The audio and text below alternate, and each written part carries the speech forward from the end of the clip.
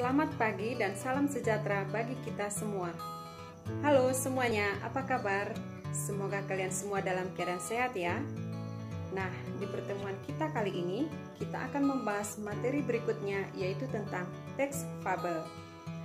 Sebelum kita memasuki pembelajaran, kita berdoa terlebih dahulu ya. Marilah kita berdoa menurut agama dan kepercayaan kita masing-masing. Berdoa dimulai. Berdoa selesai. Nah, pasti sudah nggak sabar kan materinya seperti apa? Langsung saja ya, simak materinya. Dasar yang akan kita bahas adalah mengidentifikasi informasi tentang fabel atau legenda daerah setempat yang dibaca dan didengar. Setelah mempelajari ini, diharapkan anak-anak ibu mampu yang pertama, mengidentifikasi informasi dalam teks fabel, yang kedua, menjelaskan pengertian fabel, yang ketiga, mengidentifikasi ciri-ciri fabel, dan yang keempat, menjelaskan unsur intrinsik fabel. Fabel adalah cerita tentang kehidupan binatang atau hewan yang berperilaku menyerupai manusia. Agar lebih paham, coba kamu baca fabel pertama berikut ini, yaitu tentang belalang sembah.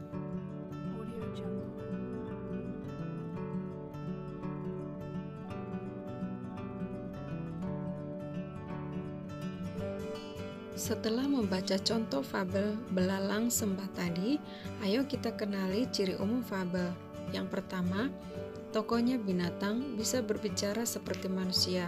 Contohnya semut dan belalang. Yang kedua, wataknya juga seperti manusia, ada baik dan buruk. Ketiga, latarnya biasanya di latar alam. Keempat, alur atau rangkaian ceritanya diurutkan dari awal sampai akhir dan kejadiannya sebab akibat. Dan yang kelima, ciri bahasanya kalimat naratif, kalimat langsung dan bahasa yang digunakan seperti percakapan sehari-hari. Unsur intrinsik fabel ada 8. Yang pertama, tema, yaitu ide atau gagasan inti dalam sebuah cerita.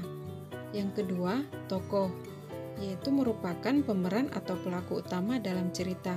Yang ketiga, penokohan, yaitu pemeran atau pemberi karakter pada tokoh. Karakter bisa bersifat protagonis atau tokoh antagonis. Yang keempat, watak tokoh, yaitu menggambarkan watak atau sifat karakter suatu tokoh. Yang kelima, latar, yaitu tempat dan waktu kejadian dalam suatu cerita.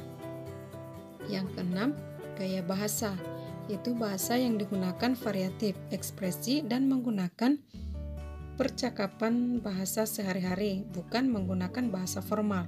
Yang ketujuh, sudut pandang, yaitu posisi pengarang dalam membawakan suatu cerita. Dan yang kedelapan, amanat, yaitu pesan yang disampaikan pengarang kepada pembaca. Perhatikan unsur intrinsik fabel belalang sembah berikut ini.